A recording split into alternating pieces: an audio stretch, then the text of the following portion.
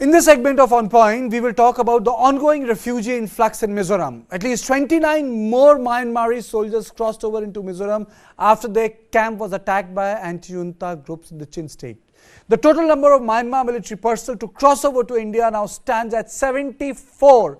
45 Myanmar soldiers have been sent back to their country. India has called for a cessation of fighting between Myanmar's military and the rebels. More than 31,000 Myanmar nationals have taken shelter in Mizoram since Feb 2021. I'm talking about the big number, 31,000, and there are more who came before that. The Myanmar military junta took control of the country in 2021. Now let us listen to what the Deputy Commissioner of the Champai district had to say about the refugee influx, and then I will take you to my subject matter expert, because on Sunday itself, more than 5,000 refugees walked in. Very unfortunately, we had the recent surge of refugees or the displaced people from Myanmar because of the fighting on the other side. So in Zokotar village in the Indian side, in our village, we had received a lot of people coming, children, old people, all fleeing their homes. The exact number is very tough to say because we cannot do actual count on such a huge incidence. So the number can vary, but anyway, it will be around 2,000 on that day, and it is changing also. From our office, we sent magistrates and the officers from the disaster management. So immediately they assess the situation, and with the help of the NGOs there already stationed in Zokotar, we arrange the fooding like rice, dal, all those things which are immediately required by the people who have to come to us also. So apart from that, now we also require shelter. Shelter is the basic thing here always, because it's very cold in this region. Anyway, we shelter them in the community halls, schools, and then apart from that, we created a common kitchen from where we give the food, breakfast and lunch, like that. And moreover, we provide silpoline also to make temporary shelter to protect them from the rain and the wind. That is what the initial intervention is. Whenever there are wounded people, we have some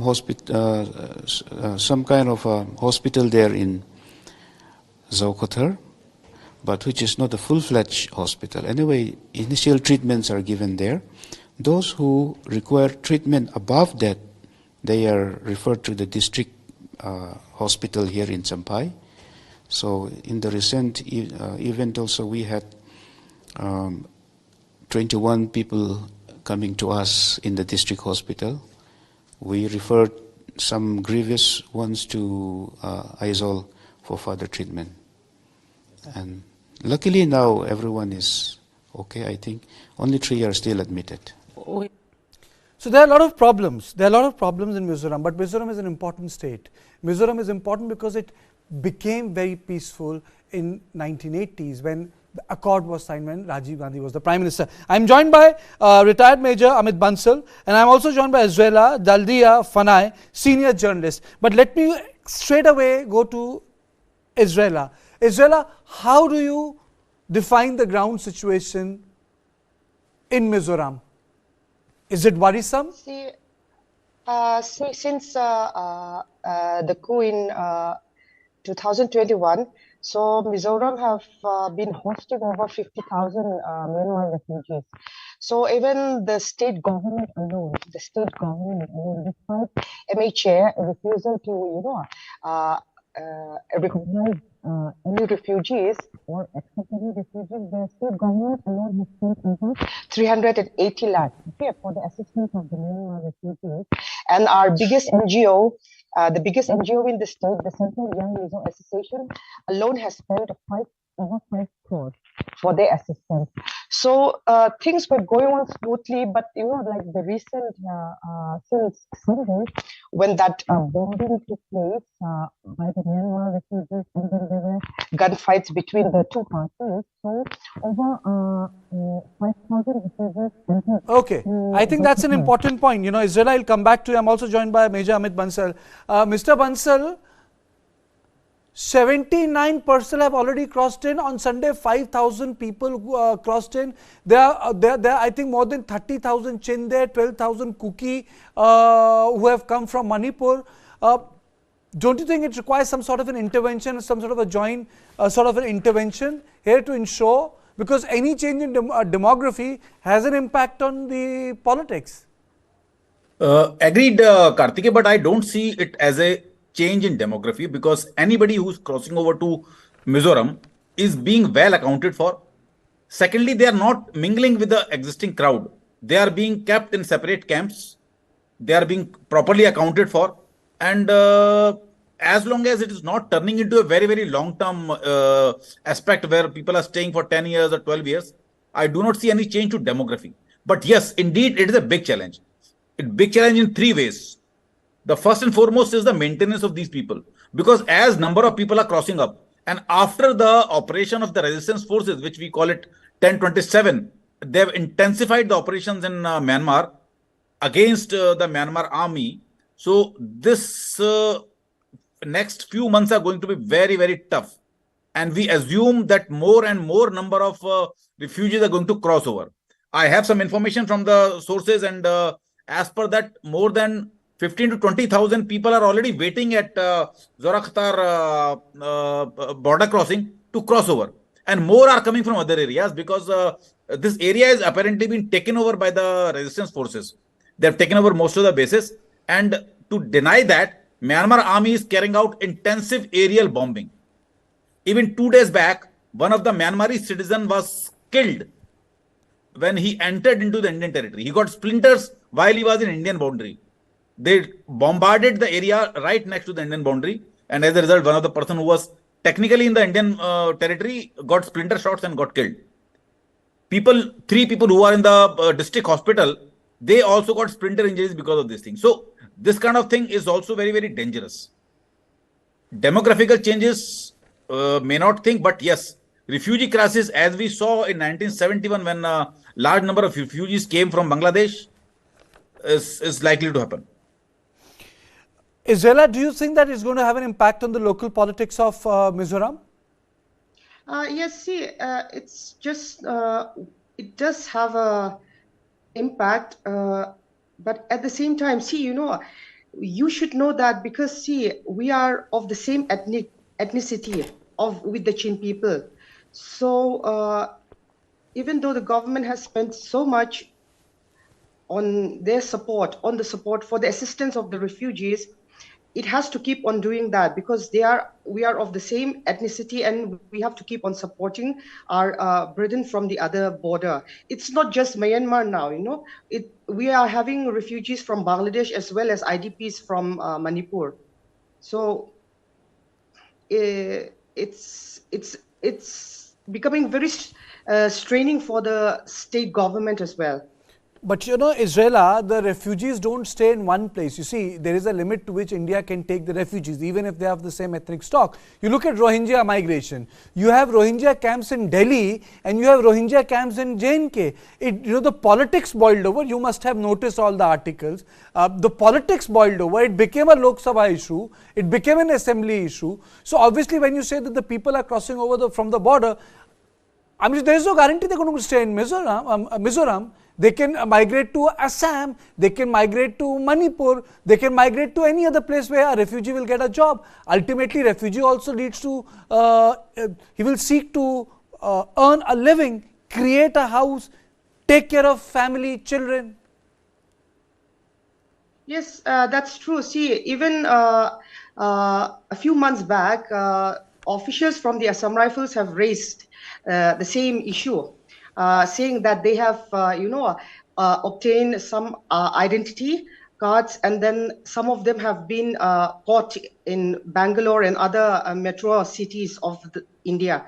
So such things do happen, but at the same time, that's why intervention is very much crucial in this situation, like if the MHA intervenes here, and if it can keep proper track of all the refugees that do come into the state, and if they can be held at one state, at one place, under proper how will you say, proper record, everything, then things will be much better for the state government as well. Because see, it's very tough for the state sorry, I'm government to interrupting you, have Israela. Biometrics was not done. You must have noticed borders. biometrics was not done, Israela.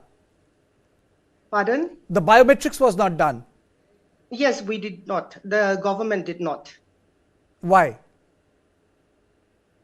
I think that is for the government to answer. It is not for me to answer. Mr. Bansal, the biometrics was not done. You can't have thousands of people merging in a different population, even if they are of the same ethnic stock.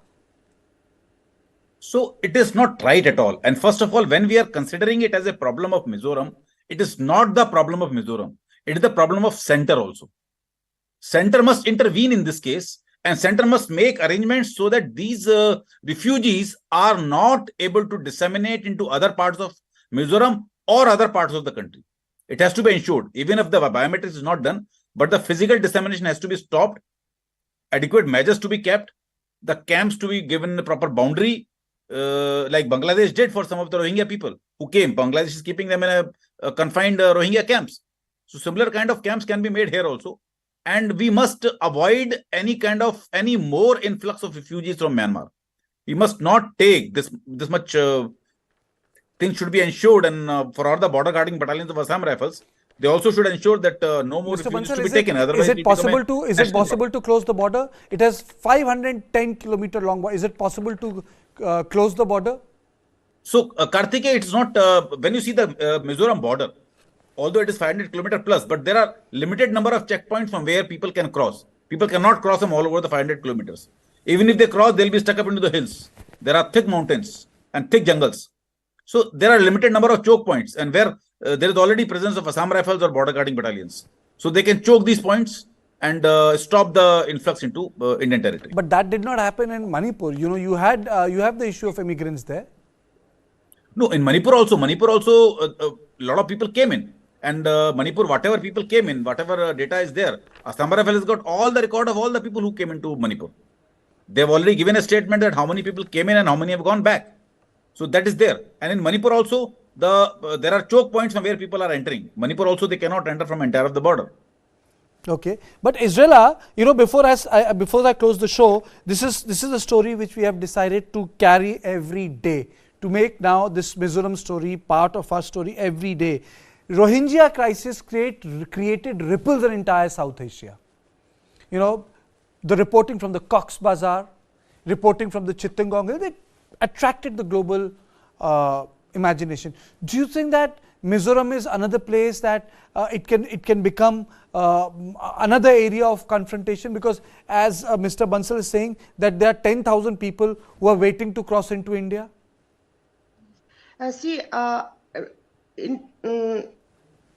Confrontation, that I don't know, I can't say, but like as the retired major said, see, we share around 722 kilometers border with Myanmar, and it's a very porous border that you have to understand. No, that is what the mainland has to understand also. See, Assam Rifle is there guarding the IMB, but see, it's a very porous border, so like every day people come and go. So what happened on last Sunday also, around over 5,000 refugees entered to Zolkathar, but now majority of them have returned back. So it's like it's very fluid, the flow of the refugees also. Sometimes they're here, sometimes when peace is, once their town becomes peaceful again, they return. So they come and go, That's why the the intervention of the center is very, very important here. Okay, the intervention of the center is very, very important. Mr. Bansal, before I close down my show, what should center be doing? See, first of all, I'll tell you, when it comes to Rohingya problem, whatever Rohingya came to India, they came through Bangladesh, because Bangladesh has got a very porous border and easy to crossing places between India and Bangladesh. That is one thing. Now, what center should do, center should immediately depute some more forces, more teams to Mizoram, as well as Manipur, and start monitoring the influx of all these people. That is number one. Number two, it should fund and maintain the refugee camps all along the border, not inside of the areas, not at the areas where the common population is staying, away from the common population, where these people can be kept for limited time being, and also to ensure their deportation back to Myanmar in limited time frame. They should not stay for long. Should not stay for years. So it should ensure, and it should ensure a dedicated task force which should do this. Otherwise, you'll face the same problem which we are facing post 1971 war. There's so many numbers of Bangladeshis came to India, and tens of millions of them have not yet gone back. I think that's very well put. But if I have to give my take is that this is an important issue because you don't choose your neighbors. And when you have a neighborhood which is full of enemies, then there is a problem. We have a northern border where China is contesting our border. There's a western border where we have Pakistan again trying to contest our border.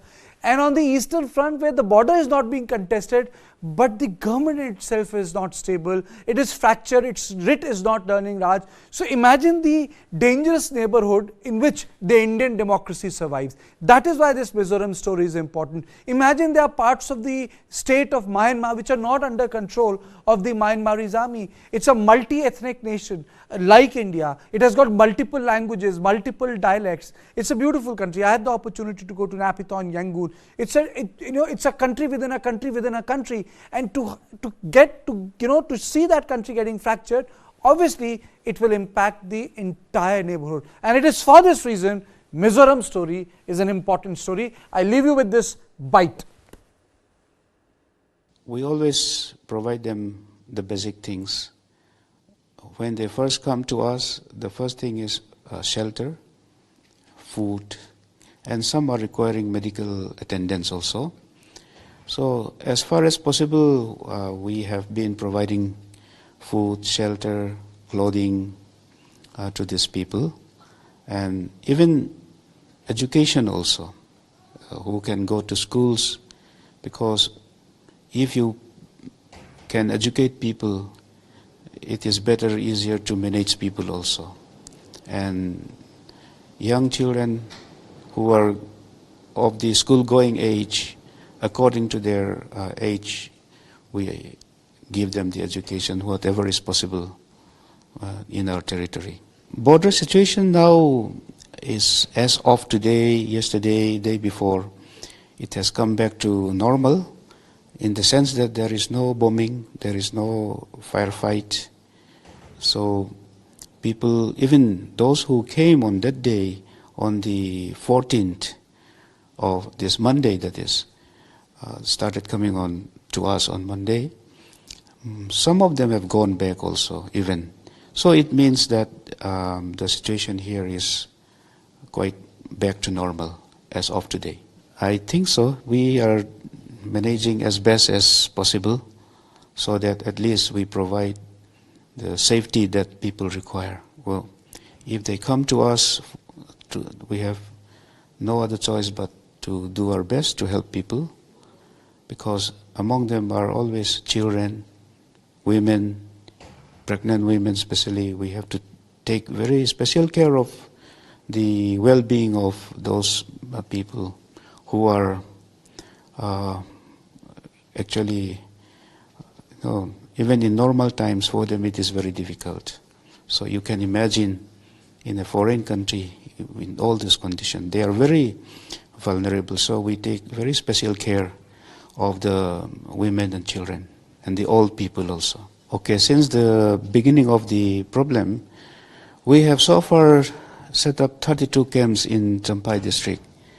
Champhai has the maximum number of displaced people coming to us, but some camps are very small and already they are closed because the people have gone back to their villages again after conditions are better. So even at this moment, today, Zaukothar and Farkon are the two major places where we have the displaced people in camps. Otherwise, the small camps have already closed. It is our expectation that people will go back and live in peace in their own country And whatever we have done, we are doing the best we can, but it's our hope that someday they will go back soon to their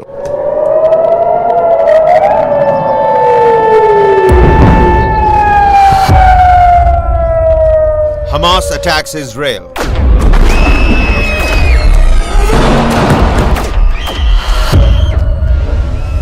Israel Defense Forces strike back at Hamas.